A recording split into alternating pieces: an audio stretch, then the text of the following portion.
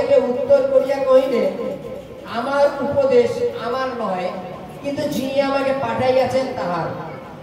যদি কেউ তার ইচ্ছা পালন করিতে ইচ্ছা করে, সে এই উপদেশের বিষয়ে জানিতে পারিবে, ইহা ঈশ্বর হইতে হইয়াছে না আমি আপনা হইতে বলি। Hallelujah, hallelujah. উপদেশ কথার অর্থ কি? উপদেশ। আদেশ কথার অর্থ হচ্ছে আজ্ঞা। উপদেশ হচ্ছে বাইবেলে ঈশ্বর আগে বাড়তে, স্বর্গরাজ্যে যাওয়ার যে আমাদের বিভিন্ন রকম মানে আজ্ঞা দিয়েছেন বা নিয়ম দিয়েছেন, সেগুলোকে পালন করা। যীশু খ্রিস্ট যখন প্রচার করছে, পাশে বাইরে লেখা আছে যাজকরা তারা হতবাক হয়ে গেছে যে এ শিক্ষা গ্রহণ না করে কি করে এ স্তরে পৌঁছাবে। হালেলুয়া। আমরা ছোটবেলায় বিদ্যাসাগরের জীবন চরিত্র শুনেছি কেউ? আমরা যার বই পড়ি এখন, আদর্শলিপি, বর্ণ পরিচয়, কথামালা, বোধোদয়, যিনি বিদ্যাসাগরকে যিনি ঈশ্বরচন্দ্র বিদ্যাসাগর, সে তার বাবার সাথে শহরে যাওয়ার সময় রাস্তার মাইল পোস্ট দেখে দেখে ইংরেজি শিখে গিয়েছিল। কত ট্যালেন্ট বল!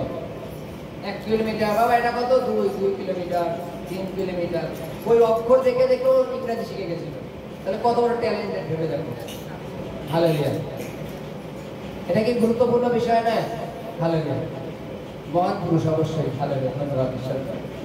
আজকে যীশু খ্রিস্টের বিষয়ে যে সমস্ত যাজকরা যারা যাজকত্ব করে, তারা এক কথায় কি বলবো, মানে পড়াশোনা করে এসে আজকে সেই জায়গায় পৌঁছেছে।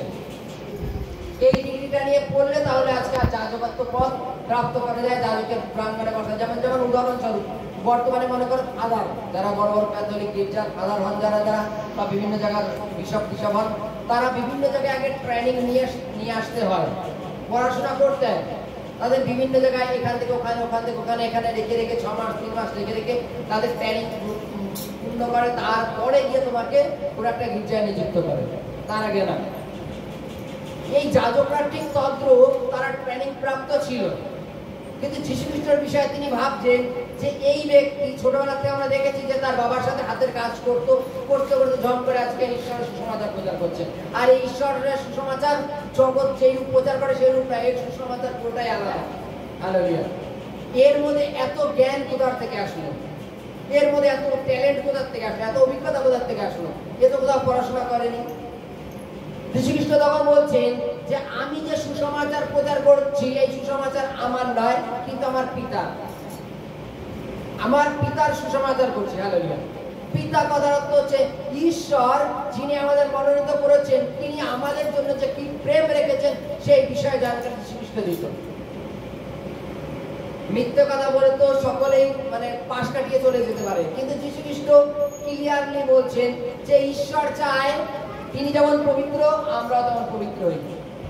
যীশু খ্রিস্ট বলছেন মন পরিবর্তন করো, কেননা স্বর্গরাজ্য সন্নিকট। তোমরা পাপের পথ থেকে ফিরে আসছো। হালেলুয়া।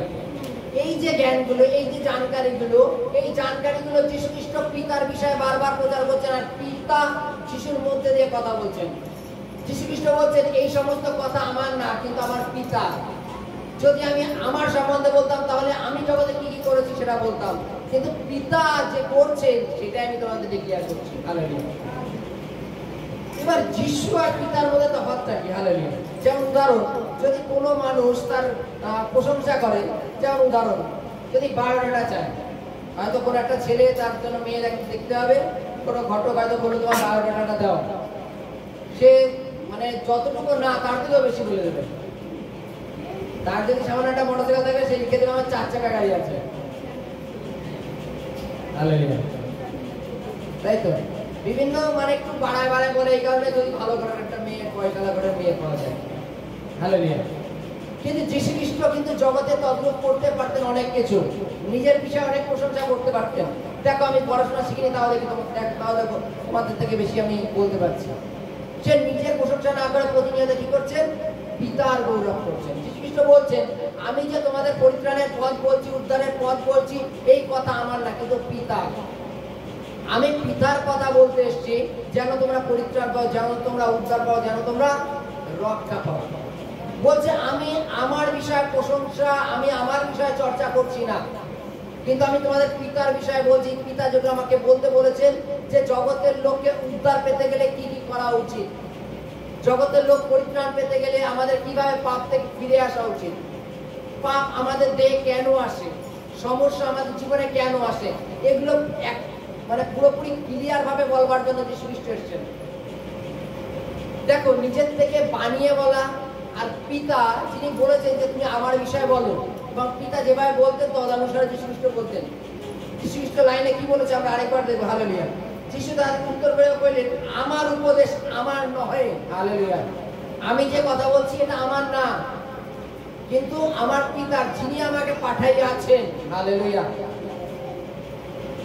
কেউ কারোর বার্তাবাহক যখন হয়, মানে এক কথায় এখন তো ফোন আছে ডাইরেক্ট কথা বলা, কিন্তু আগেকার দিনে বার্তাবাহক থাকতো, মানে এখানকার কথা নিয়ে ওখানকে গিয়ে বলে আসতে হবে।